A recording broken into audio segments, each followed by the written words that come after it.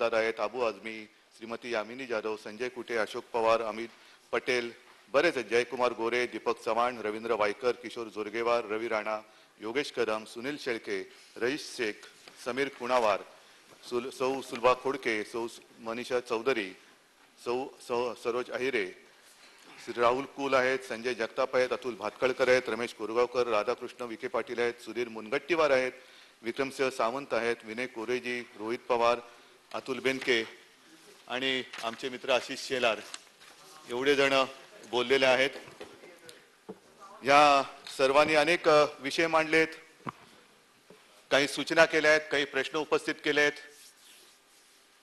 कदाचित सर्व प्रश्नांना आणि सर्व शंका कुशंकांना मला ह्याच भाषणात उत्तर देता येणे शक्य नाही.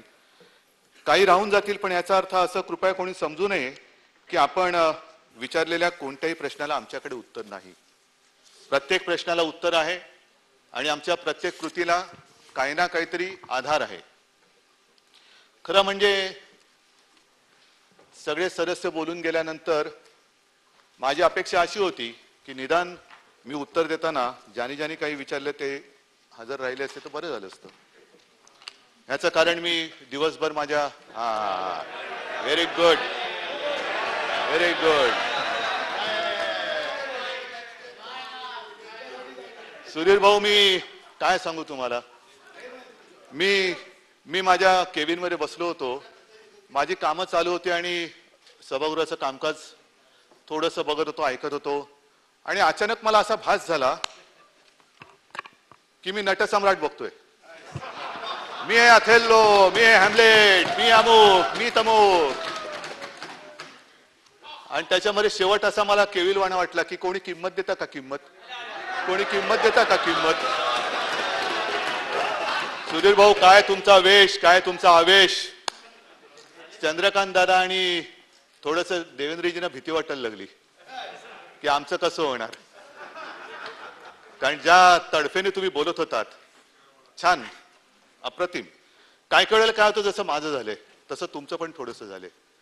कलागुणांना वाव नाही मिळत या क्षेत्रात. मी फोटोग्राफर आहे, गड किल्ल्यांची फोटोग्राफी केली, आता तो बंद आहे. सुधीर भाऊ, तुमच्यातला कलाकार हा कुठे लपून नाही राहत.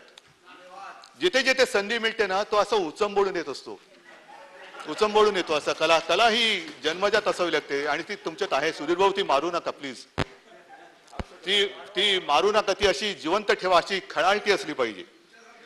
नाही मी माझं तसंच करू नका.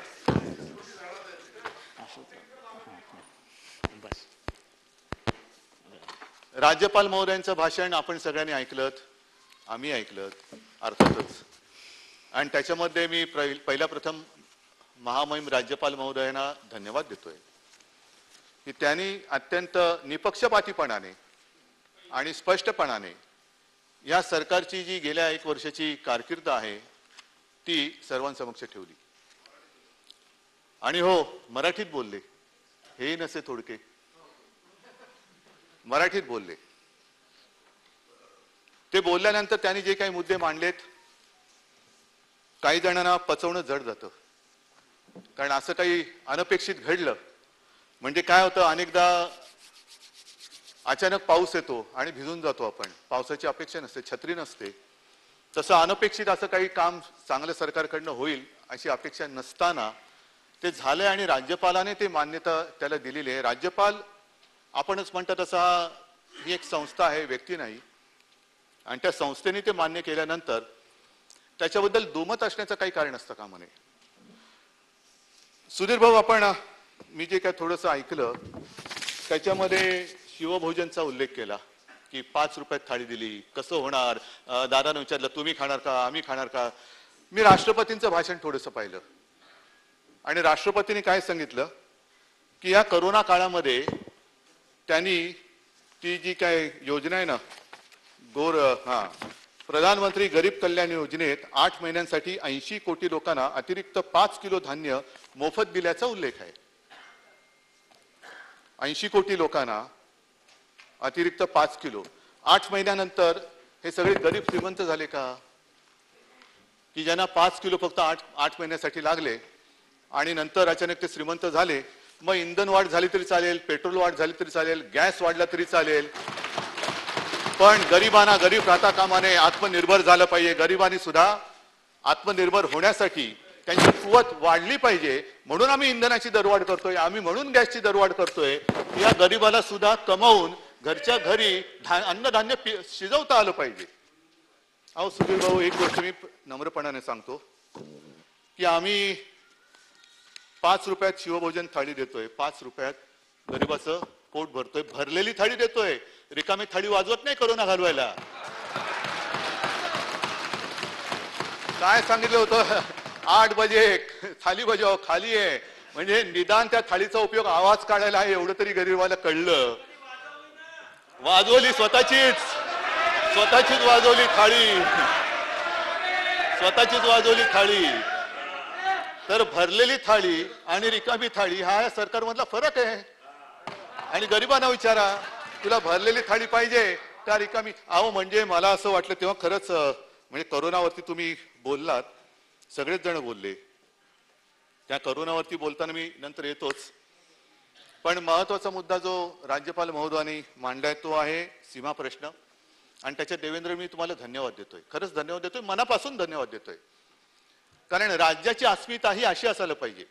हे राजकीय वेश जोडे बेडे हे असतात, पण काही गोष्टी अशा असतात की तिथे आपले राजकारणातले जोडे अभिनिवेश बाजूला ठेवून राज्यासाठी एकत्र यावं लागतं. आणि त्याच्यासाठी तुम्ही सोबत येण्याचं मान्य केलेलं आहे. मनापासून तुम्हाला महाराष्ट्रातीलच नव्हे तर सीमा भागातील, कर्नाटक व्याप्त महाराष्ट्रातील मराठी बांधवांच्या आणि माता भगिनींच्या वतीने धन्यवाद देतोय. चला आपण जाऊ, केंद्राकडे जाऊ आणि कर्नाटक सरकार तिकडे कानडीची कशी सक्ती लागते माझ्या मराठी बांधवांवरती आणि भगिनीवरती, ती मोडून तोडून काढूया. आहे मोठा विषय आहे आणि त्याच्याबद्दल तुम्ही करतात. तसंच आणखीन एक विषय आहे, तो म्हणजे 1-2 दिवसापूर्वी आपला मराठी भाषा दिन झाला. हा मुख्यमंत्री म्हणून माझा दुसरा मराठी भाषा दिन, गौरव दिन. आणि त्या भाषा दिनाच्या निमित्ताने आपण म्हणत असतो की आम्ही मराठी भाषेला अभिजात भाषेचा दर्जा देऊ. आम्ही म्हणजे कोण? कोण देणार आहे? आपल्याकडनं सगळं दिलेलं आहे, जे जे काय लागतं त्या सगळ्या गोष्टी तिकडे दिलेल्या आहेत, नसतील तर त्याही देऊ. पण अजूनही केंद्राकडून माझ्या ह्या मातृभूमीला तिष्ठत उभं ठेवलेलं आहे.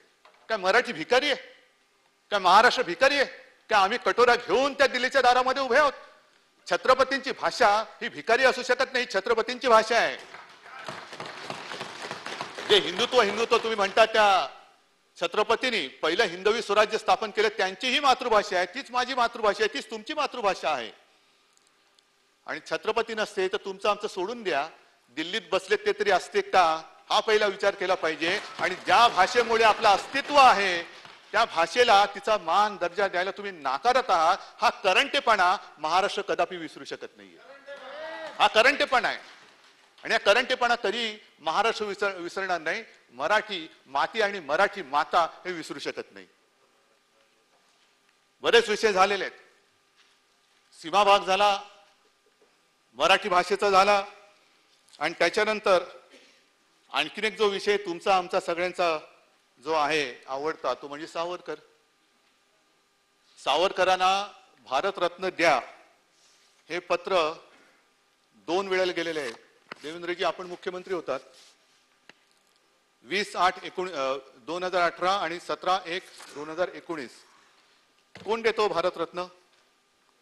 काय आपली कमिटी आमदारांची करायची, कमिटी आमदारांची, की भारतरत्न कोणाला द्यायचं?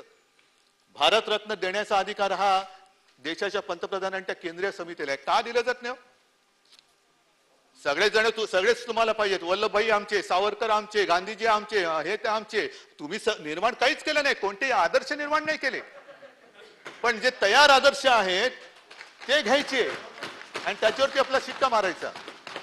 म्हणजे मला कोणीतरी सांगितलं की आता आपला देश हा प्रत्येक क्रिकेटची मॅच जिंकल्याशिवाय राहणार नाही. का? तर स्टेडियमचं नाव बदललेलं आहे. त्याच्यामुळे त्या स्टेडियम मध्ये मॅच घेतल्यानंतर एकही मॅच आपण हरू शकत नाही, असं त्या स्टेडियमचं महात्म्य आहे. वल्लभभाईंचं नाव पुसून टाकता.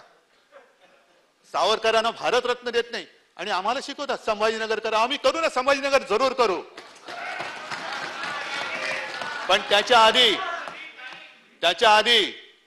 आधी मला ही पण तारीख पाहिजे की याच विधानसभेमध्ये आपण संभाजीनगर विमानतळाचं नामांतर केलेले छत्रपती संभाजी महाराज विमानतळ कोणाच्या दारी ते अडून ठेवले. आमच्या मराठी भाषेला अभिजात भाषेचा दर्जा देत नाही, जी छत्रपतींची भाषा, आणि आमच्या छत्रपती संभाजी महाराजांचं नाव विमानतळाला देत नाही, जो आमच्या छत्रपती शिवाजी महाराजांचा सुपुत्र.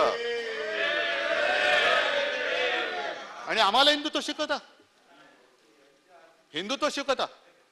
बाकी तुमच्या कविता ज्या आहेत त्या आहेतच. मग अशी तुम्ही काय सांगितलं ना, ए मेरे वतन के लोगो, तसंच ती आता पटकन पुढे इकडे मिळाली पाहिजे.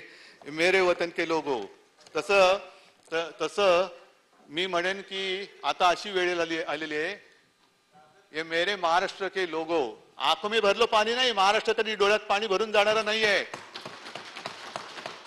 पूछ लो आंख का पाणी, आंखेचं डोळ्यात आलेलं पाणी पुसून टाक. आणि जो झूठ बोलते है उनकी, खत्म करो बेईमानी. खत्म करो बेईमानी. नाही, आम्ही तुमच्याकडनं शिकतो काहीतरी. कारण काय होतंय, तुम्ही जे म्हणालात ना देवेंद्रजी की भाषणामध्ये यमक हेच त्याचं गमक, एवढं पुरतं नाही, काम करण्याची धमक सुद्धा आमच्यामध्ये आहे. आमच्यात काम करण्याची धमक आहे. आणि कोरोनाबद्दल आपण जे बोललात त्याची माहिती थोडीफार मी देतो. सगळी माहिती आहे ती पण तुम्हाला मी देईन. पण माझ्या या उत्तराला सुरुवात करण्यापूर्वी समर्थ रामदासांच्या 2 ओळी आहेत. मना सर्वथा सत्य सोडू नको रे, मना सर्वथा मिथ्य मांडू नको रे, मना सत्य ते सत्य वाचे वदावे, मना मिथ्य ते मिथ्य सोडूनही द्यावे. कृपा करून मिथ्य आता तरी सोडा. जे काय सत्य आहे त्याचा अंगीकार करा. आणि कोविडचा उल्लेख आपण केलात. हा उल्लेख करताना मला तुम्ही ती सांगितलेली माधव भंडारींची गोष्ट आठवली. माधव नाही, नारायण. माधव तरी बरे होते.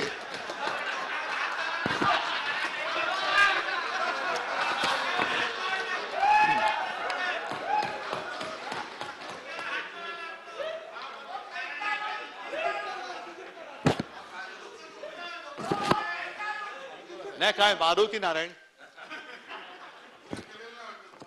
नाही ना, काय दोन्ही दिव्यच आहेत. तर त्या नारायण भंडारींची तुम्ही कथा सांगितली, लहानपणीची सांगितली. तर नारायण भंडारी मोठा होणार की नाही? त्याला मोठं करणार की नाही? एवढं मोफत धान्य वगैरे दिलं, तो खाऊन पिऊन शिवभोजन खाऊन मोठा होतो तो. आणि मग काय झालं, तो नारायण भंडारी गाव सोडून जातो. ही कथा आहे, तुम्ही तुमची ज्यांनी लिहिली त्यांनीच मला लिहून दिलेली आहे. आणि अनेक वर्षानंतर गावात येतो. गावात आल्यानंतर गुरुजींना भेटलं पाहिजे. गुरुजींच्या दारामध्ये एक मोठी गाडी उभी राहते. त्याच्यातनं हे नारायण भंडारी उतरतात, गुरुजींकडे जातात आणि उभे राहतात. ओळखलात का सर मला? त्याला तुला कोण नाही ओळखणार, तू तर नारायण भंडारी, तुला रोज टीव्हीवर बघतो मी. काय बोलतोस म्हणे. अगदी गांजापासून पतंगाच्या मांजापर्यंत, न्यूयॉर्क पासून आपल्या गावापर्यंत, आणि जमिनीतल्या पाण्यापासून मंगळावरच्या पाण्यापर्यंत. कसं काय बाबा तुला, कसं काय तू, मी जर तुला शिकवलं नाही ते मला तुमचं सोडून द्यावं, मला नवीन गुरु सापडला. आणि ज्या क्षेत्रामध्ये मी आहे ना तिकडे असंच बोलावं लागतं, माहिती नसली तरी जोरात बोलावं लागतं. तसं मी बोलतो. त्याला वा वा वा वा वा वा, बरं तू सांग आता कसा काय आलास? त्यामुळे आता काही नाही, आता म्हणे मी सरकारच्या कोविड काळातल्या आरोग्य सेवेमधला भ्रष्टाचार त्याच्यावरती टीका करून आलो. अरे काहीतरी चांगलं केलंस, खूप चांगलं केलंस. मग आता आलाच आहेस तर जेवून जा. तुला जेवणार कसा, मला परत प्रेस कॉन्फरन्स आहे. आता रे कसली प्रेस कॉन्फरन्स? तुला मगाशी त्या हॉस्पिटलच्या ह्याच्यातला सगळा भ्रष्टाचार काढला. आता प्रेस कॉन्फरन्स अशी आहे की हॉस्पिटलमध्ये ज्यांनी लाच घेतली त्यांच्यावरती कारवाई कराल तर याद राखा, खबरदार, आम्ही ठामपणे त्यांच्या पाठीशी आहोत. हे सांगण्यासाठी प्रेस घ्यायची आहे. तर हे असे नारायण भंडारी गावोगावी असतात.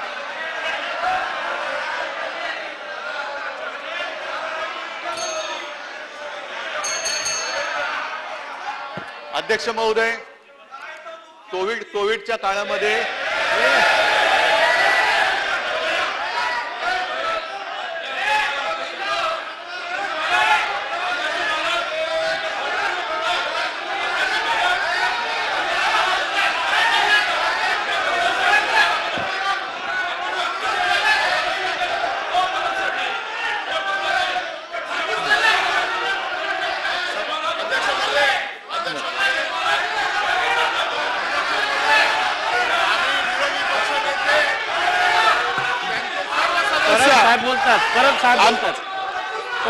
अध्यक्ष महोदय, आम्ही विरोधी पक्षनेत्यांचं भाषण फार शांतपणे ऐकलं.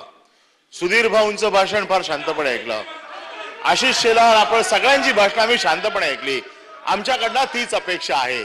आपल्याला काही गोष्टी पचत नसतील तर कशा पचवतील त्या पचवून घ्या, परंतु मुख्यमंत्री ज्या वेळेला बोलतायत त्यावेळेला एकेरी भाषेचा वगैरे उल्लेख करू नका. आपल्या सदस्यांना समज द्या, अन्यथा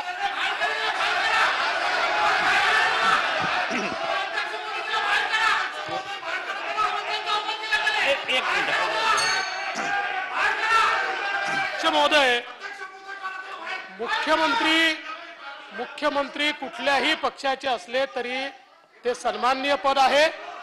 त्यामुळे समजा जर माननीय मुख्यमंत्री महोदयांचा एकेरी उल्लेख झाला असेल तर त्याबद्दल मी दिलगिरी व्यक्त करतो. धन्यवाद. आता एवढं सांगितल्यानंतर मला पुढचं भाषण करणं थोडं अवघड झालं, कारण आपण फेसबुक लाईव्हचा उल्लेख केला. मी माझ्या परीने फेसबुक लाईव्हच्या माध्यमातून आपल्या महाराष्ट्रातील जनतेला धीर देण्याचा प्रयत्न केला, काय करावं काय करू नये हे सांगण्याचा प्रयत्न केला. आणि त्याचा परिणाम असा झाला की ज्या काही व्यक्तींनी मला संपर्क केला, जे काही माझ्याकडे संदेश आले, फीडबॅक आला, त्याच्यात महाराष्ट्राची जनता, त्यांच्या परिवारातील एक मला मानायला लागले. हे माझ्या आयुष्यातील मोठी कमाई आहे, ही मोठी कमाई आहे. पण मी नेमकं काय करत होतो? आज जी परिस्थिती निर्माण झालेली आहे, कोरोना पुन्हा दुसरी लाट येते की काय अशी शक्यता आहे. रुग्णसंख्या वाढते आहे, का वाढते आहे, कशी वाढते हा एक मुद्दा आहेच. लॉकडाऊन करायचे की नाही करायचा. पण मी नेमकं हेच सांगत होतो फेसबुक लाईव्ह मध्ये. मी सगळ्यांना सांगत होतो की तुम्ही असा गलतानपणा करू नका की हा व्हायरस आहे, हा म्हणतोय मी पुन्हा येईन, काळजी घ्या. दुर्दैवाने थोडस इकडे तिकडे झालं आणि व्हायरस परत आला. आता त्याच्यामध्ये ज्या काही योजना आपण राबवल्या, माझे कुटुंब माझी जबाबदारी, त्याचं फलित आपल्याला माहिती आहे. संपूर्ण महाराष्ट्रामध्ये आपली आरोग्य सेविका असतील, इतर महसूल वगैरे काय असेल त्या एकदा दोनदा गेले, विचारपूस केली, कोणाला सहव्याधी आहेत का त्यांची चौकशी केली. आणि त्याचा उपयोग आता होतोय की कोणाला वॅक्सिन द्यायचं, कोणाला काय कसं ट्रीटमेंट द्यायची, तसं तो होतोय. आणि आताची सुद्धा जी मोहीम आहे, मी जबाबदार, देवेंद्रजी आपण बोलत की हे केलं म्हणजे हा इकडे माझं कुटुंब माझी जबाबदारी, इकडे मी जबाबदार, मग सरकार काय करते? सरकार असं नाहीये. सरकार खबरदारी घेते, नक्की घेते. आणि ज्या काही गोष्टी आम्ही त्याची वाढ केलेली आहे, देशामधलं सगळ्यात मोठं जम्बो हॉस्पिटल आपण पहिल्यांदा केलं, त्याच्यामध्ये किती रुग्णसंख्या, किती बरं केलं हे पण आहे. नंतर एक महत्वाचा मुद्दा आधी मी बोलून घेतो की ज्या केंद्रीय आर्थिक पाहणीचा उल्लेख आपण केला, त्या केंद्रीय आर्थिक पाहणी अहवालाचा जो काही एक सगळा गोतावळा असतो त्याच्यामध्ये कोण असतं, कोण आहे, मी सहज चौकशी केली. त्याच्यात किती तज्ज्ञ आहेत, किती डॉक्टर्स आहेत, किती त्यांना कोरोनाबद्दल माहिती आहे. तर मला माहिती मिळाली ती अशी की ज्यांनी नोटबंदीच्या वेळेला त्याची स्तुती केली होती ती महनीय व्यक्ती याचे अध्यक्ष आहेत. डॉक्टर आहेत, नक्की डॉक्टर आहेत, पण अर्थशास्त्राचे डॉक्टर आहेत. आता मला एक कळत नाही की ह्या आरोग्याच्या या प्रश्नामध्ये किंवा आपत्ती काळामध्ये अर्थशास्त्राचे डॉक्टर बरे की वैद्यकीय शास्त्रातल्या डॉक्टरचा कंपाऊंडर बरा, ज्याला काहीतरी औषधं बघतो. म्हणजे हे सांगा ना, डॉक्टर आहे कसला, आणि ते अर्थशास्त्राचे डॉक्टर सांगणार काय आहे, ही काय थट्टा आहे, देशाची थट्टा आहे, राज्याची थट्टा आहे. आणि कशावर यांनी निष्कर्ष काढले, तर त्यांनी बिहार आणि त्या सगळ्या राज्यांची तुलना केली आणि मग निष्कर्ष काढले.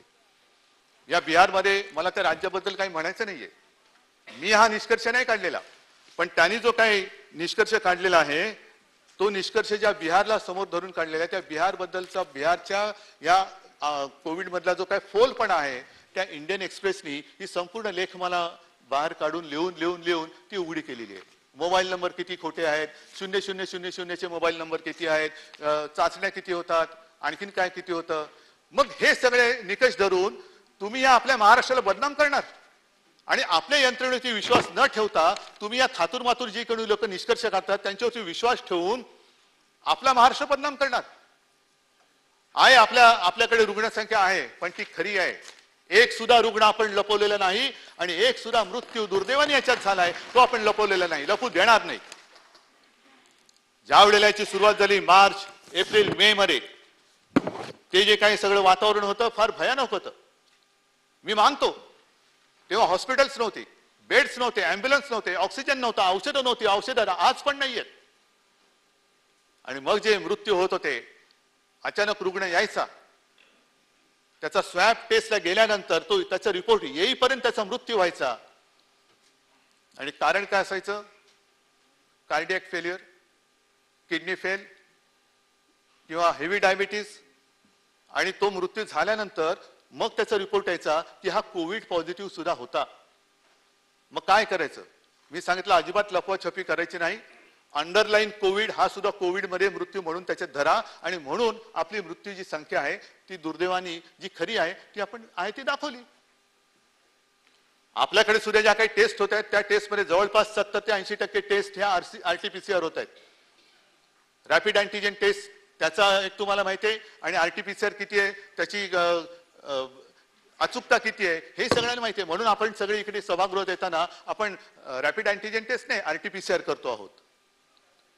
आणि ह्या टेस्ट केल्यानंतर जे काही आकडे आहेत ते खरे आकडे हे आपण दाखवतो.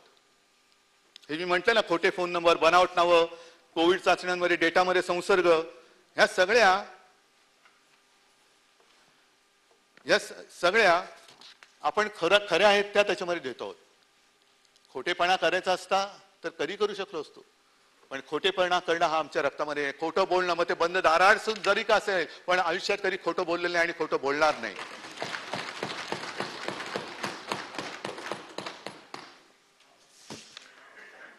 त्याच्यानंतर आजच एक हिंदुस्तान टाइम्स मध्ये, हिंदुस्तान म्हटल्यानंतर त्याच्यावरती तरी विश्वास ठेवा, हिंदुस्तान आहे शब्द, की त्यांनी करोनाला मुंबईत कसे रोखले त्यातले महत्वाचे मुद्दे त्यांनी दिलेले आहेत.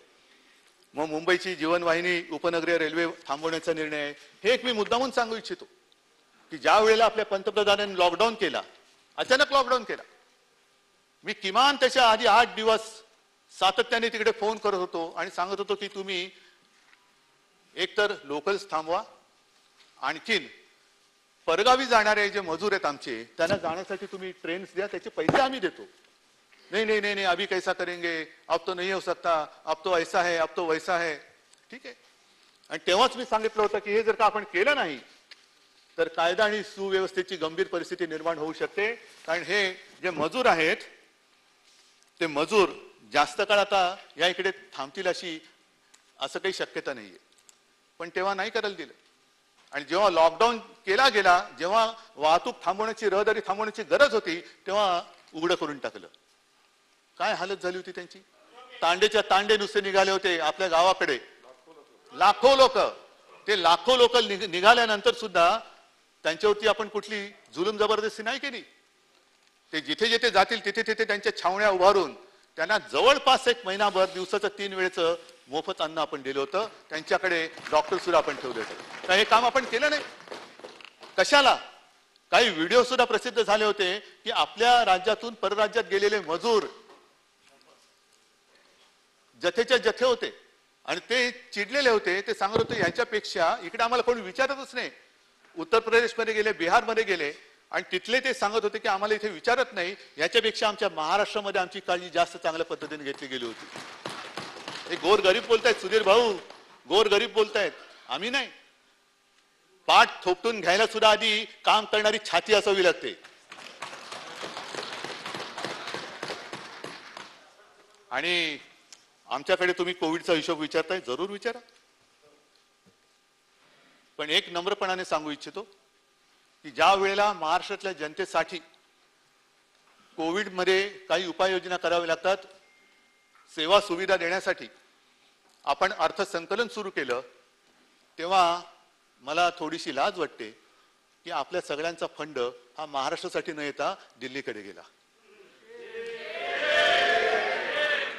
मुख्यमंत्री मदत निधी, मला नकोय मदत निधी. माझ्यासाठी माझ्या माता पित्यांचे आणि जनता जनार्दनांचे आशीर्वाद, पूर्वजांची पुण्यही माझ्यासाठी आहे. ज्यांनी ज्यांनी दिला त्यांना धन्यवाद आहोत. बरे ठीक आहे, ज्यांनी दिला त्यांच्यासाठी धन्यवाद आहे. पण महत्वाचा मुद्दा पुढे आहे. इथे जसं तुम्ही पोल खोल करता आहात, जी नाहीच आहे, कारण अजून पोलला वेळ आहे, निवडणुकीला वेळ आहे अजून. पण ज्या प्रधानमंत्री तो जो काय फंड आहे, पीएम केअर काय म्हणतात त्याला, त्याचा हिशोब कोण मांडणार, कोण देणार? त्याचा हिशोब विचारायचा नाही. ते उत्तर द्यायला बांधील नाहीत, कारण ते महनीय व्यक्ती आहे. त्यांच्याकडचा फंड हा तुमच्या चौकशीच्या फेऱ्यात येत नाही. काय वाचेल तितका आपटा तुम्ही, किती वाचेल ते बोंबला, तुम्हाला उत्तर देणार नाही. एकतर प्रश्न विचारण्याची कोणामध्ये हिंमत सुद्धा नाहीये, कारण जर विचारलात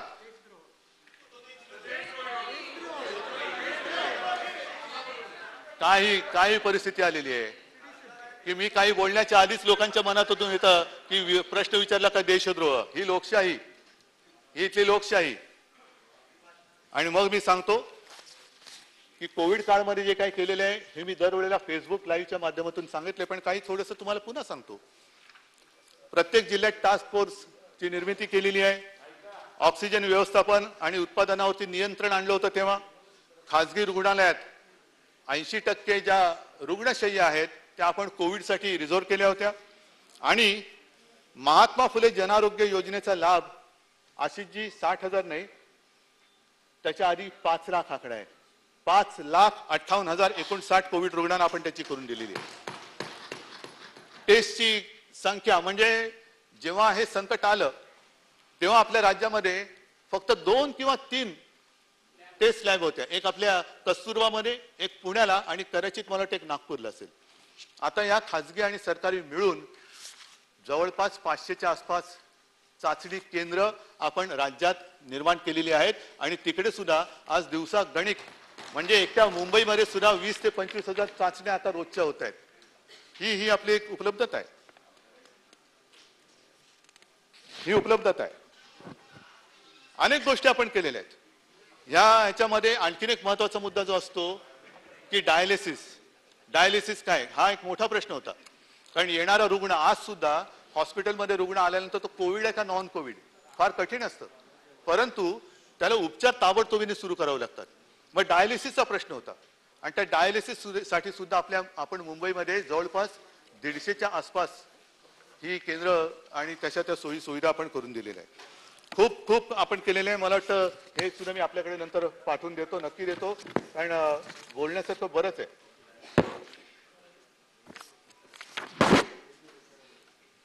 ही सगळी माहितीच आहे.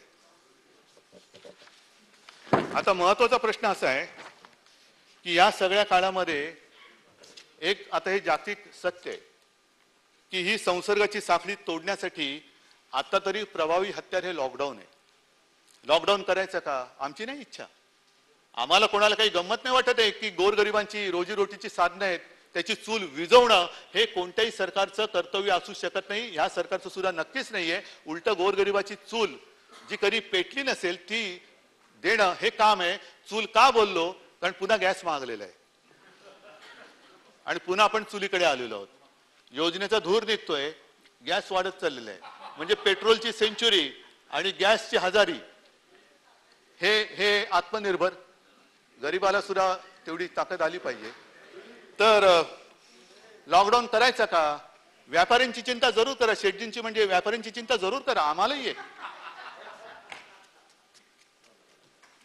हसणार का काय त्याच्यात? जे आहे ते आहे, पर्यायी शब्द व्यापाऱ्याला शेटजी आहे. तर शेटजी आणि आम्हाला एक, ते जर नसतील तर अर्थचक्र नाही चालणार. अर्थचक्र चालवायचं असेल तर व्यापारी पाहिजेत, कामगार पाहिजे, शेतकरी पाहिजेत, सगळे पाहिजेत, तर आणि तरच हे चालू शकतं. पण लॉकडाऊन करण्यापेक्षा तोही आमचा प्रयत्न आहे. आरोग्य सुविधा का नाही वाढवत? आपण आरोग्य सुविधा वाढवतो, परंतु UK मध्ये अजूनही लॉकडाऊन असेल, जर्मनीमध्ये केला, इस्रायलमध्ये केला, इटलीमध्ये केला, ऑस्ट्रेलियात करतात. काय त्यांची आरोग्य व्यवस्था ही आपल्या अमरावतीपेक्षा कमी आहे? अमरावतीपेक्षा ब्रिटनची आरोग्य व्यवस्था कमी आहे का? की म्हणून त्यांनी तिकडे लॉकडाऊन केला, म्हणून जर्मनीने केला, म्हणून आणखीन कोणी केला का? अमेरिकेने केला. अमेरिकेची तर हालत लॉकडाऊन नाही केला, नशीब त्या अबकी बार ट्रम्प सरकार कोणी ऐकलं नाही, तर आणखीन वाट लागली असती. तर हे करोनाचं सगळं हे संकट, त्याचा मुकाबला आपण करतो आहे. आणि मी जबाबदार, ही जी काही एक ती मोहीम आहे ती मी जबाबदार, विशेषतः सगळं हे उघडा ते उघडा ते उघडा ते उघडा असं जे म्हणतात ना, त्यांच्यासाठी आहे आणि आपल्या स्वतःसाठी सुद्धा आहे. मी सुरक्षित तर माझं कुटुंब सुरक्षित, नको सुरक्षित तर नका घालू मास्क. पण मला असं नाही म्हणता येणार. मला माझ्या राज्याच्या जनतेची काळजी आहे आणि म्हणून मी सांगितलं की जरी कोणी मला विलन खलनायक ठरवलं तरी चालेल, पण मी माझ्या राज्याच्या जनतेच्या जीवाची आणि सगळ्या हिताची काळजी घेणार म्हणजे घेणारच. कोणी मला वाईट म्हटलं, मला परवा नाही त्याची, मला नाही परवा. कारण मी माझ्या राज्याशी बांधलेलं आहे, मी माझ्या माता भगिनीशी बांधलेलं आहे आणि त्यांची सुरक्षा, त्यांच्या आरोग्याची व्यवस्था हे आमच्या सरकारचं काम आहे, ते करणार मी. पण कसला अभ्यास नाही, काही नाही. आणि कोणत्या तरी एका वर्गासाठी तुम्ही संपूर्ण गावाला, संपूर्ण राज्याला धोक्यात घालणार असाल तर जे असे कोणी करतील ना, त्यांना सुद्धा त्यांच्यावरती गुन्हा दाखल करून तुरुंगात टाकल्याशिवाय राहणार नाही. कारण मला तुमच्या त्या राजकारणापेक्षा मला माझ्या जनतेचा जीव जास्त प्यार आहे. आणि कृपा करून हे जे संकट आहे, कृपा करून हे जे संकट आहे, या संकटाची खेळ कोणी करू नका. माझी सगळ्यांना विनंती, अगदी आमच्याकडच्या सगळ्यांना सुद्धा आणि आपल्याकडच्या सगळ्यांना सुद्धा. कारण करोना सत्ताधारी पक्ष आणि विरोधी पक्ष हा ओळखत नाही. इतर राज्यामध्ये काही मंत्री दुर्दैवाने मृत्युमुखी पडलेत, काही आमदार, काही खासदार मृत्युमुखी पडलेले आहेत. हा व्हायरस कोणाला ओळखत नाही आणि हा ओळखत नसल्यामुळे कृपा करून निदान इकडे तरी या सगळ्याची थट्टा करू नका. माझे कुटुंब, माझी जबाबदारी, थट्टा करा ना. कोणाची थट्टा करताय? मी जबाबदार, करा ना. माझी थट्टा करताय, जरूर करा, पण जनतेच्या जीवाची खेळ करू नका. हे एवढंच माझं नम्रपणाने तुम्हाला सांगणं आहे. आणि म्हणून मला असं वाटतं की हा जो कोविडचा जो विषय आहे हा अत्यंत गांभीर्याने आपण सगळ्यांनी मिळून केला पाहिजे. ठीक आहे, गेल्या काळामध्ये काही अनुभव आपल्याला आले, काही चुका आमच्याकडनं झाल्या असतील, काही तुमच्याकडनं झाल्या असतील, पण आपण सगळे मिळून ह्या चुकांची पुनरावृत्ती आता होता कामा नये. जर एखाद्या ठिकाणी गर्दी झाली असेल, दुर्दैव जी झाली असेल ती झाली, पण आता ह्याच्या पुढे किमान काही दिवस तरी ही लाट अजूनही आपण थोपवतो आहोत. आणि कालच दिल्लीची एक टीम आपल्याकडे येऊन गेली. मी स्वतः त्यांच्याशी बोललो आणि त्यांना मी विचारलं की आम्ही काही कुठे कमी पडतोय का, हे कृपा करून मला सांगा. आणि त्यांनी सांगितलं की बिलकुल नाही, फक्त एक लक्षात घ्या की ही तुमची यंत्रणा थोडीशी थकलेली आहे. साहजिकच आहे, 8-10 महिने थकलेली आहे. जेव्हा लॉकडाऊन होता तेव्हा थोडीशी गोष्ट सोपी होती, सगळी लोक घरामध्ये होती, तेव्हा त्यांच्या घराघरामध्ये जाऊन चौकशी करणे सोपं होतं. पण आता पुन्हा चौकशी करायला गेल्यानंतर ते कुटुंबाच्या कुटुंब बाहेर फिरत असतं, काम करत असतं, रोजीरोटीसाठी फिरत असतं. आणि तेव्हा आपली लोक जाऊन जर का तिकडे चौकशी करतील तर त्या चौकशीला अर्थ नसतो. कारण आज जरी एखाद्याची टेस्ट केली आणि ती निगेटिव्ह आली तर याचा अर्थ असा नाही की उद्या परवा तेरवा किंवा 4-5 दिवसांनी तो पॉझिटिव्ह होणारच नाही.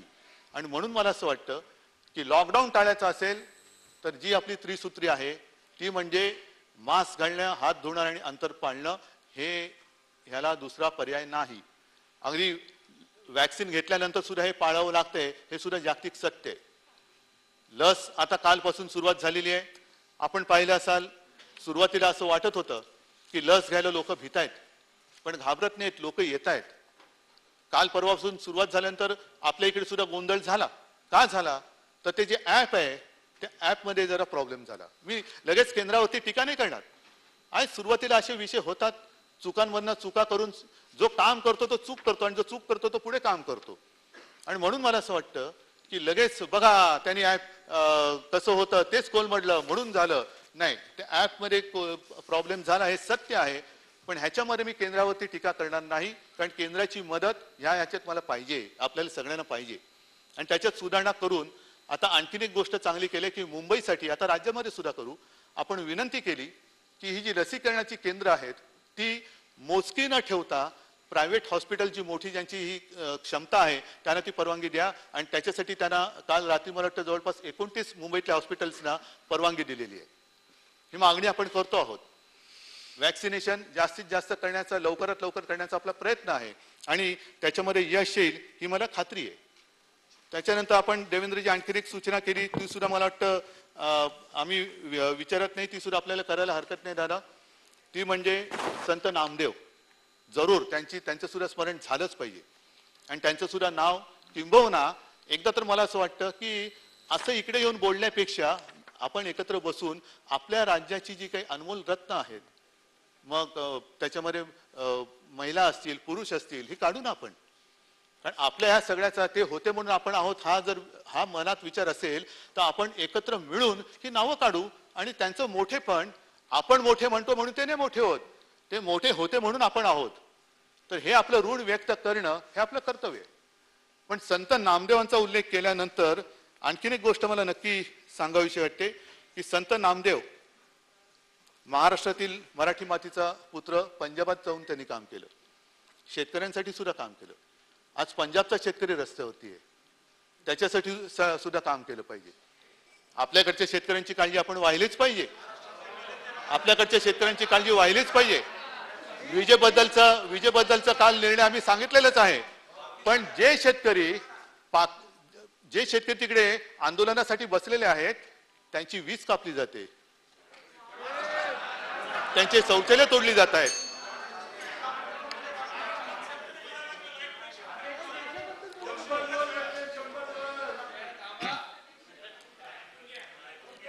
त्यांची वीज तोडली जाते, पाणी तोडलं जाते, टॉयलेट तोडली जात आहेत. एवढंच नाहीये तर त्या आपल्या देशाच्या, या सार्वभौम देशाच्या राजधानीत येऊ नये म्हणून त्यांच्या मार्गामध्ये खिळे टाकले जात आहेत. ज्या तारांचं कुंपण देशाच्या सीमेवर असायला पाहिजे ते तारांचं कुंपण त्यांच्या आणि त्यांच्या हक्काच्या दिल्लीत राजधानीसाठी मध्ये टाकले जात आहे. म्हणजे शेतकऱ्याच्या मार्गात खिळे आणि चीन दिसला तर पळे. शेतकऱ्याच्या मार्गात खिळे आणि चीन दिसलं तर पळे. मग तिकडे काहीच नाहीये. मग ही जी काही सगळी बंदोबस्त आहे ना, हे तिकडे जर का केला असता तर चीन जो काय आत घुसतोय तो घुसला नसता. बांगलादेश असेल, पाकिस्तान असेल, या सीमारेषा उघड्या, तिकडनं घुसखोर येत आहेत, अतिरेकी येतात. पण शेतकरी त्याच्या राजधानीत येता कामा नये म्हणून तुम्ही त्यांच्या मार्गात खिळे टाकताय. काय शेतकरी अतिरेकी आहे? काय शेतकरी गुन्हेगार आहे? काय शेतकरी देशद्रोही आहे? असं समजू नका की देश ही तुमची खाजगी मालमत्ता नाहीये. देश ही या शेतकऱ्यांची सुद्धा मालमत्ता आहे. कदाचित नाही, ऐका पुढचं, कदाचित शिवसेना तर स्वातंत्र्य लढ्यात नव्हती, पण तुमची सुद्धा मातृसंस्था आहे, ती सुद्धा स्वातंत्र्य लढ्यामध्ये कधी नव्हती. म्हणून नुसतं भारत माता की जय बोललो तर देशप्रेम सिद्ध होत नाही. सत्ता मिळाल्यानंतर देशातील नागरिकांना आणि देशातील जनतेला जर न्याय देत नसाल, शेतकऱ्यांना जर तुम्ही अशा रस्त्यावरती ताटकळत ठेवत असाल तर भारत माता की जय बोलण्याचा अधिकार तुम्हाला नाही आहे. महाराष्ट्रातील शेतकऱ्यांचा आमच्यावरती विश्वास आहे आणि म्हणून सांगतो की देश म्हणजे तुमची खाजगी मालमत्ता नाही आणि महाराष्ट्र तर तुमचे नक्कीच नाहीये.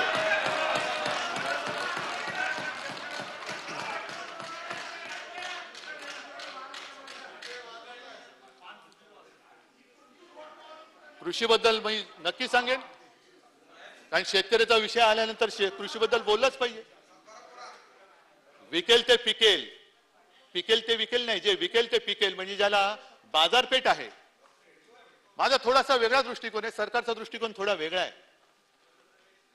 पुढच्या वर्षी कोणतं पीक कोणत्या पिकाला आणि काय पिकाचा कोणत्या दर्जाला ही मागणी असणार आहे त्याचा एक मार्केट सर्वे करून शेतकऱ्यांना सांगायचं की तुला आम्ही सगळे देतो बी बियाणे देतो पण ते ह्या दर्जाचं बी बियाणे असेल की या दर्जाचंच तुझं धान असेल या दर्जाचं सोयाबीन असेल या दर्जाचीच तूर असेल जे काय असेल ते असेल पण त्याला मार्केट असेल म्हणजे त्याला नुसती हमी भाव नाही हमखास भाव हा मिळाला पाहिजे हे आमच्या सरकारचं धोरण आहे आणि त्याची सुरुवात करतोय एका वर्षामध्ये काही जसं गेले 6 वर्ष शेतकरी वाट बघतोय आमदनी दुगणी हो जाएगी झालंच नाही होतच नाहीये गॅस दुप्पट झाला इंधन दुप्पट झालं ना ते म्हणून तर सायकलवर आले नशीब सायकलीचे दर नाही वाढवले नाहीतर सायकलीत हवा भरण्याची सुद्धा दर वाढवून ठेवा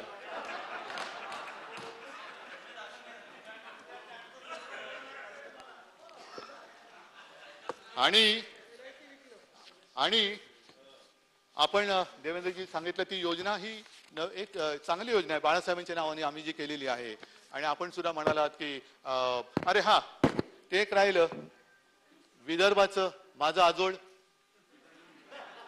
आजोळ मी नाही विसरलो पण माझं आजोळ माझ्यापासून तोडण्याचा विचार तुमच्या मनामध्ये तो पहिला सोडून द्या विदर्भ वेगळा होणार नाही मी तो होऊ देणार नाही विदर्भाला आम्ही सोबत ठेवून महाराष्ट्राचा एकत्रित विकास केल्याशिवाय राहणार नाही फक्त विदर्भाचा कणव आणायचं माझ्या आजोळ्याची आठवण द्यायची माझा आजोळ माझ्यापासून तोडू नका आता ही बाळासाहेबांच्या नावाने जी कृषी योजना आम्ही काढलेली आहे कृषी व्यवसाय योजना त्याच्यासाठी आपण साधारणतः 2100 कोटी रुपयाची गुंतवणूक आहे आणि त्याच्यामध्ये राज्याचा हिस्सा 560 कोटीचा आहे चालू वर्षी आपण साधारणतः 10.5 कोटी दिलेला आहे 11,334 संस्थांनी ऑनलाईन प्रणालीवरती याची नोंदणी केलेली म्हणजे आता सुरुवात झालेली आहे एकदम असं काही नाहीये की बी पेरल्या लगेच झाड येतं आणि त्याला आंबे लागतात बी पेरलंय त्याला खत पाणी घालतोय सुधीर भाऊ मी तुमचं मगाचपासून खरंच कौतुक करत होतो की तुमच्यातले जे काही कलागुण आहेत ना तुम्हाला 5 वर्ष झाडाचे खड्डे पाडायला लावले हे मला खरंच दुर्दैव वाटतं तुम्ही आपले झाडं खणत बसलात खड्डे खणत बसलात आणि झाडं लावत बसलात खरोखर एवढा हा चांगला माणूस म्हणजे चंद्रकांत दादाने टेन्शन आलं देवेंद्रजींचं पद माहिती नाही कारण त्यांची करायची या निमित्ताने एक गोष्ट अशी की तुम्ही बाळासाहेबांची वेळोवेळी आठवण काढली त्याच्याबद्दल मी आभारी आहे की अजून निदान त्यांना तरी विसरलं नाहीत नाही विसरला नसाल ना तर त्यांचं हिंदुत्व लक्षात ठेवा ते शेंडी जानवेचं हिंदुत्व नव्हतं अरे काय सांगताय एक सांगतो तुम्हाला बाळासाहेब जे आक्रमकतेने उभे राहायचे ना ती आक्रमकता बाबरी पाडल्यानंतर माझं हे नाही देवेंद्रजी म्हणाले की येरा गबाळेचं काम नव्हे तेव्हा येरे गबाळे पडून गेले होते बाळासाहेब एकटे उभे राहिले होते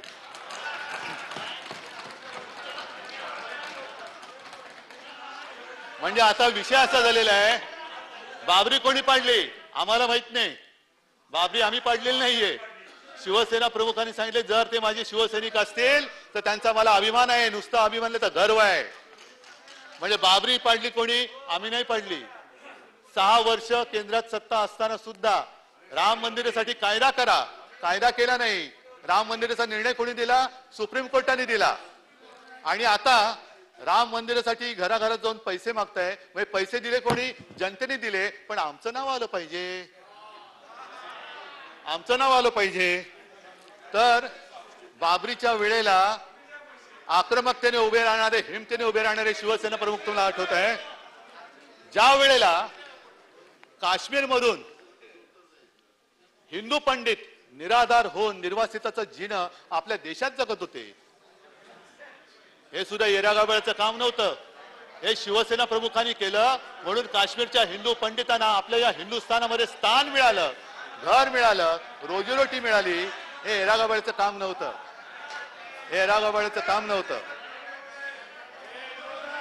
कोणतीच सत्ता बाळासाहेबांकडे नव्हती पण आमचं हिंदुत्व तुम्ही जागवत असताना तुम्ही फुटीरतावाद्यांबरोबर काश्मीरमध्ये सत्ता स्थापली कुठे गेलो होतं तुम्हाला तुमचं हिंदुत्व अफजल गुरुला सुद्धा ते काय हुतात्मा बित्वात्मा म्हणत होते ते तुम्हाला चालतं त्यांच्या मांडीला मांडी लावत असताना काय हिंदुत्व तुमचं भ्रष्ट झालं नव्हतं आम्हाला शिकवता हिंदुत्व 370 कलम काढल्यानंतर सुद्धा आणि तुम्ही सत्तेत असताना सुद्धा किती किती किती निर्वासित झालेल्या हिंदू पंडितांना घरं दिली त्याचा हिशोब पहिला मांडा आणि मग आमच्या अंगावरती या. हिंदुत्वाच्या गप्पा आम्हाला शिकू नका, तेवढी तुमची पात्रता नाहीये. आणि ज्या बाळासाहेबांची तुम्ही आठवण करतात त्या बाळासाहेबांच्या खोलीमध्ये जरा न थांबा जरा, कारण हा जो विषय मांडतोय तो सगळ्यांना कळला पाहिजे. हा मी पुन्हा सांगतोय, ज्या बाळासाहेबांची तुम्ही आठवण करताय काय उमाळे येतात तुम्हाला, पण त्याच बाळासाहेबांच्या खोलीमध्ये बंद दाराआड दाराच्या बाहेर देवेंद्र होते का त्यांना दाराच्या बाहेर ठेवलं तर मला माहिती नाहीये. पण मी आणि अमित शहा हे बसून ज्या काही पुढच्या वाटचालीची आम्ही आखणी केली होती, निर्लज्जपणाने हा शब्द मी मुद्दामून वापरतोय, असंसदीय असला तरी वापरतोय, निर्लज्जपणाने आठ ठरलेली गोष्ट तुम्ही बाहेर पडून नाकारून टाकता. हे तुमचं हिंदुत्व, हे तुमचं बाळासाहेबांचं प्रेम.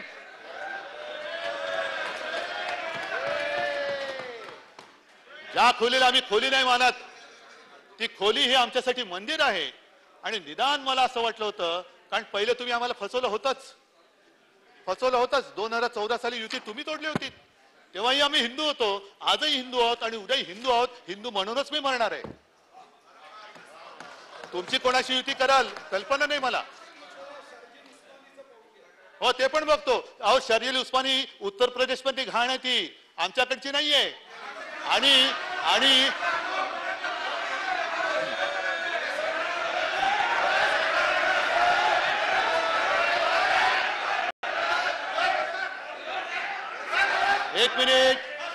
एक मिनिट शर्जील उस्मानी बद्दल माननीय विरोधी पक्षनेते असे म्हणाले की तो पाताळात गेला तरी आम्ही शोधून काढू.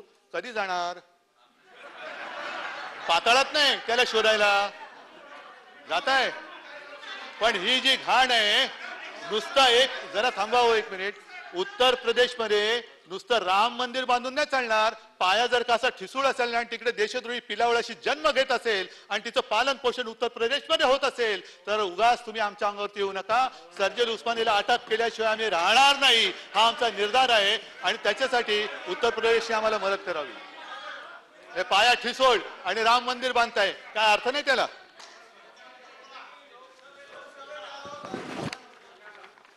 आणि जसं हे तुम्ही आमचं हिंदुत्व सांगता, ही मजबुरी आहे, आमची आहे, तुमची आहे, सगळ्यांची आहे. सांगतो, संघमुक्त भारत करणाऱ्या नितीश कुमारना डोक्यावरती घेऊन गणपती बाप्पा करावं लागतंय तुम्हाला. काय हे तुमचं दुर्दैव. संघमुक्त भारत आणि त्याला ये रे बाळा, ये रे माझ्या महार आहे, काय मला कळत नाही. रामविलास पासवानना मांडीवरती घ्यावं लागलं असं. छे, काय तुमची हिंदुत्व आणि काय तुमची नीती आणि काय तुमची काय देव जाणे. जाऊ द्या.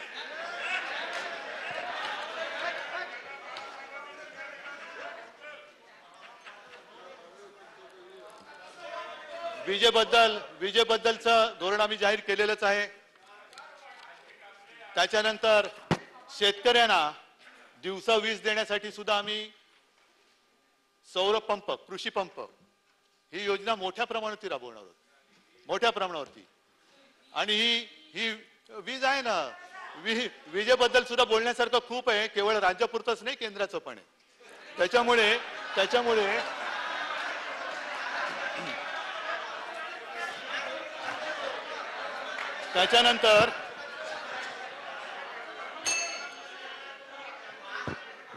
त्याच्यानंतर शेतकऱ्यांबद्दल बोलतो, कारण शेतकऱ्यांसाठी बोलतो, कारण शेतकऱ्यांसाठी जलयुक्त शिवार ही योजना होती. आणि त्या योजनेबद्दल त्या सीएजीने काय ताशेरे मारले ते पण सांगतो तुम्हाला. त्यांनी सांगितले की अंमलबजावणी केलेल्या 34 जिल्ह्यांपैकी जास्त खर्च झालेल्या अहमदनगर, बीड, बुलढाणा, पालघर वगैरे वगैरे याच्यामध्ये 120 गावांची निवड करण्यात आली. 1128 कामांचे अभिलेख तसेच अंमलबजावणी तपासण्यात आली. त्याच्यात 120 गावांच्या आराखड्यामध्ये अंदाजित अफवाह पेक्षा कमी साठवण कारण नमूद नाही.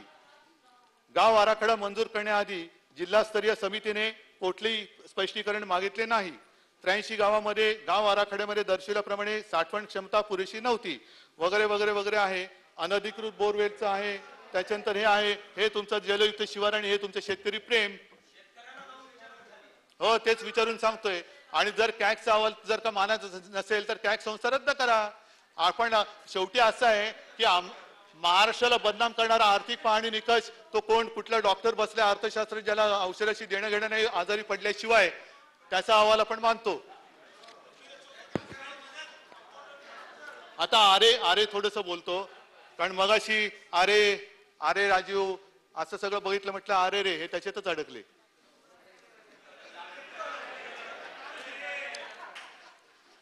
आता आरे बद्दल असं आहे की आरे किंबहुना मेट्रो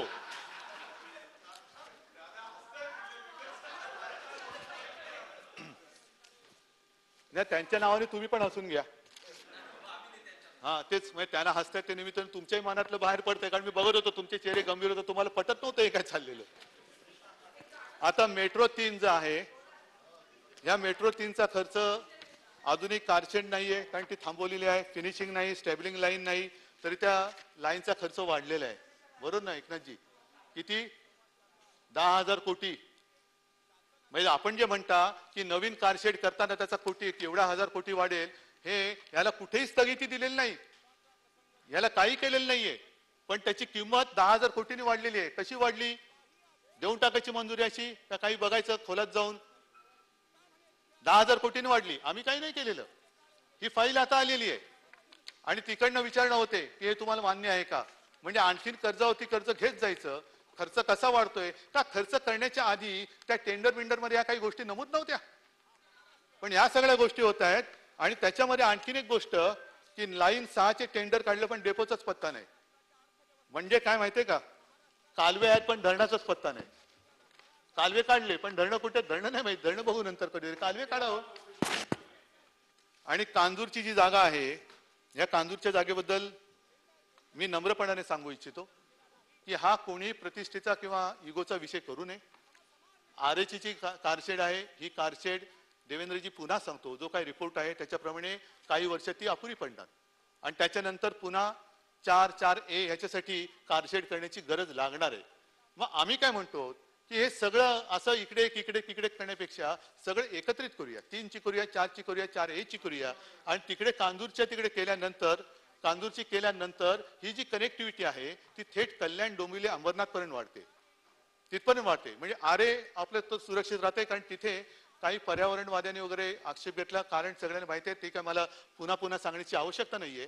पण जर का अधिक चांगला मार्ग निघत असेल आणि जागेच्या मालकी हक्काचा जो विषय आहे तो अजून कोर्टात आहे. ही जागा केंद्र म्हणतं त्यांची, आपण म्हणतो आपली आहे, मध्येच एक कोणतरी म्हणतं तो त्याच्यावरती लीज वरती होते, ती आहे.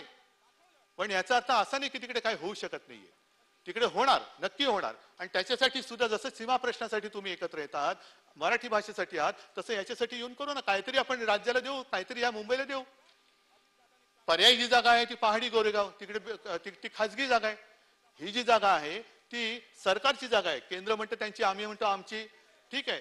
पण जर मेट्रो हा प्रकल्प दोन्ही सरकारचा मिळून असेल तर तुझं माझं कशाला, तुझं माझं खेचाखेच कशाला करतोय? आपण एकत्र बसूया आणि तो एकत्र बसून हा मार्ग काढला तर हा विषय सुटू शकतो, हा सुटू शकतो. आणि त्याच्यामध्ये खर्चाचे सुद्धा जे काय तुम्ही आकडे म्हणतायत, तेवढा मोठा काय आगडबंब खर्च होत नाहीये. आणि जो काय खर्च होत आहे, पण सुविधा ही पुढच्या 50-100 वर्षासाठी कित्येक पटीत लोकसंख्या जी त्याच्यात कव्हर करतोय आपण, थेट अंबरनाथ, बदलापूर पर्यंत आणि तिथून मग आपल्या कुलाबाई पर्यंतची जी काही कनेक्टिव्हिटी आहे ती मिळते. म्हणून माझी हात जोडून नम्र विनंती आहे की इकडे कृपा करून राजकारण करू नका. आपल्याला तुम्ही काय, आम्ही काय, पहिले एकत्र होतो, कदाचित पुढे आपण सगळे एकत्र येऊ आणि त्याच्यानंतर मग आपल्याला मेट्रोला आपण एकत्र गेलो तर किती मोठं होईल. हा एक मुद्दा आहे जो मी मुद्दा म्हणून आपल्याला सांगू इच्छित होतो. आणि नंतर गुंतवणुकीमध्ये सुद्धा थोडेसे आकडे असे आहेत की त्याच्यात पटकन कळत नाही नक्की काय झालेलं आहे. कागदावर दिसतंय की गुजरात आपल्यापेक्षा पुढे आहे, जावा गुजरात जावं, सगळी राज्य जावीत, पण त्यांनी जावं गेले म्हणून काय मी मागे राहावं असं त्याचा अर्थ नाहीये. मी नीती आयोगाच्या बैठकीमध्ये सुद्धा हेच सांगितलं होतं की प्रधानमंत्रीजी एक काहीतरी धोरण ठरवा, एखादा उद्योग आमच्याकडे यावा म्हणून आम्ही तुला हे फुकट देऊ, ते फुकट देऊ, विजेत सवलत देऊ, ह्याच्यात ते देऊ, मग आम्ही हे देतो, मग पलीकडचे म्हणतील तुला जागा फुकट नाही, मी तुला त्याच्यावरती आणखीन पैसे देतो. ही स्पर्धा आहे ना, ही स्पर्धा खड्ड्यात घालणारी स्पर्धा आहे. म्हणून ही जी काय आकडेवारी आहे गुजरातमध्ये जुलै 2020 ते सप्टेंबर 2020 या काळात 1,16,511 कोटी रुपयांची गुंतवणूक झाल्याचे दिसतं, नक्की दिसतं, झाले. पण प्रत्यक्षात काय आहे, प्रत्यक्षामध्ये काही कंपन्यांचे शेअर त्यांनी घेतलेले आहेत. ही थेट गुंतवणूक नाहीये, शेअरची गुंतवणूक आहे. आपल्याकडे थेट गुंतवणूक झालेली आहे. जे काही सामंजस्य करार झालेले आहेत ते करार हे थेट झालेले आहेत आणि त्यांची गुंतवणूक ही थेट आपल्या राज्यामध्ये आलेली आहे. ही अशी म्हणजे आभासी गुंतवणूक नाहीये, ही प्रत्यक्ष गुंतवणूक आहे. आणि ह्या बाबतीत तरी निदान जे आहे ते आपण मान्य करायला काय हरकत आहे. माझं तर उलट आणखीन असं म्हणणे की ठीक आहे, चला आज उद्या परवा त्याच्यानंतरचा पुढचा काही काळ आपणही नसू, आणखीन कोणतरी पुढची पिढी असेल, त्याच्या पुढची पिढी असेल, पण आपण आपल्याला जी काय संधी आपल्या नशिबाने म्हणा, आपल्या कर्तृत्वाने म्हणा ही मिळालेली आहे, त्या संधीचा फायदा आपण राज्याला का करून द्यायचा नाही. वाभाडे काढा ना, जिथे आम्ही चुकतो जरूर वाभाडे काढा, पण ते वाभाडे काढताना महाराष्ट्राची बदनामी करू नका. महाराष्ट्राची जर का बदनामी कराल तर मग हे पाप आपण कुठे फेडू शकणार नाही. महाराष्ट्राची पुढची पिढी जी आहे ती आपल्याला आपलं कौतुक करेल का आपल्याला शिव्याशाप देईल. आणि म्हणून मला असं वाटतं आपल्याला काय असेल ते आपण बसून एकत्र ठरवू शकतो. तुमच्याकडनं जर का कोणी आणखीन उद्योजक येत असतील, कारण तुम्ही काल सत्तेमध्ये होतात, उपरवाले आपले साथ आहे, मग त्यांची मदत घेऊन जर का काही गुंतवणूक आपल्याकडे येत असेल तर तेही करायला काही हरकत नाही. आणि म्हणून मला असं वाटतं ह्या सगळ्या गोष्टीचा आपण विचार केल्यानंतर आपण मी बाकीच्या मुद्द्यात काही जात नाहीये की केंद्राकडनं किती मदत मिळाली. आपण जे सुधीर भाऊ सांगितलं ही आकडेवारी तुमच्याकडे एक आहे, माझ्याकडे एक आहे, जी काय आहे ती आहे. प्रत्यक्षात आहे ना, माझ्याकडे पण आहे. अहो पिशव्या मी बाहेर ठेवल्यात, पण माल मसाला आत आणलाय. हो ठेवतो ना, माझ्यावरती आहेच. म्हणून तुम्ही मला खोटं बोललं तरी माझ्यावरती विश्वास आहे. येस, तर येस, आभारी आहोत. आणि म्हणून मला असं वाटतं की जसं मी मगाशी आपण शिवभोजनचा उल्लेख केल्यानंतर ही काय आपली पाठ थोपटून घेण्याची योजना आहे का. पाठ नाही थोपटून घ्यायची, पण निदान त्याचं पोट भरण्याची तरी योजना आहे ना. त्याला हे तर आपण योजना आहे आणि ते देऊ ना, ठीक आहे ना. या काही गोष्टी तुम्ही चांगल्या सूचना जरूर द्या. सगळ्या त्यांना कोणालाही आपण चांगलं जे असेल दर्जाप्रमाणे सगळीकडे देऊ. मात्र काय होतं की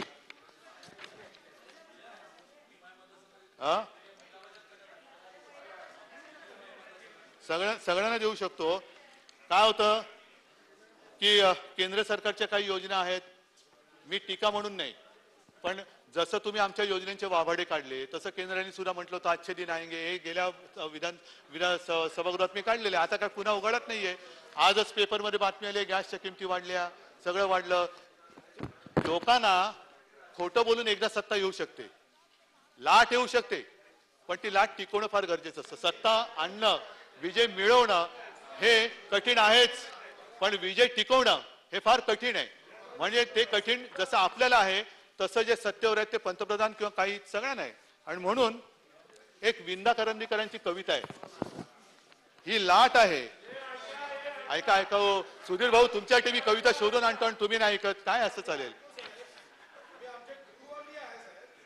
बरं ठीक आहे, ही विंदा करंदीकरांची कविता आहे. ही लाट आहे तोवरी खुशाल तू गाजून घे, गाजण्याला अर्थ कितीचा ते जरा समजून घे. हे अशिक्षित रांगडे प्रश्न पुसती भाबडे, पुसतात हे थोडे नसे ते जरा समजून घे. म्हणजे कोणी प्रश्न विचारला तर तो देशद्रोहीच असेल असं नाहीये.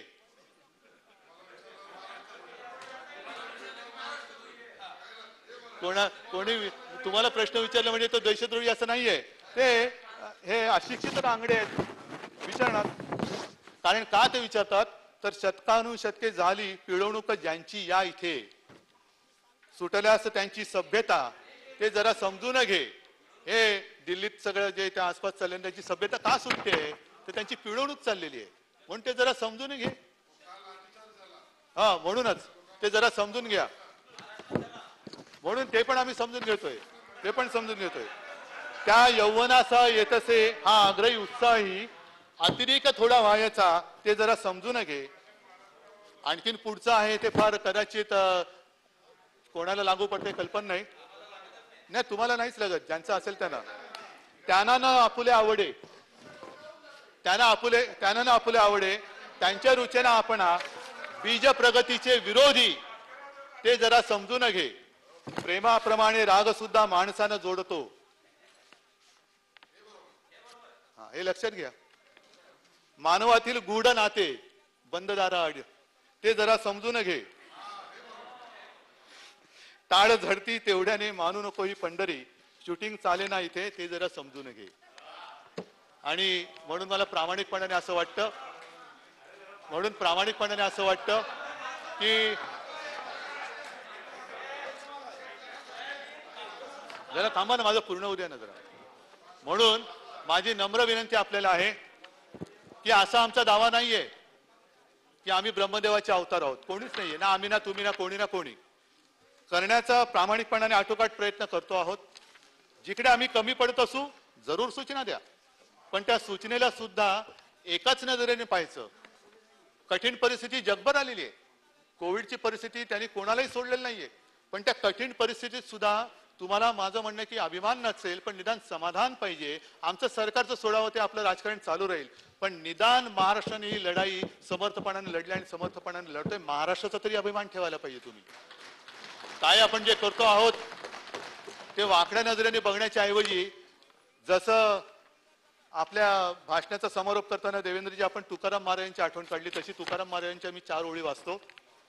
म्हणजे कसं नजरेतला फरक बघण्याची दृष्टी कशी पाहिजे. आंधळ्यासी जना अवघेचे आंधळे, त्याला बिचारायला काही दिसतच नाही, त्याला सगळ्यांना वाटतं की सगळ्यांनाच दृष्टी नाही.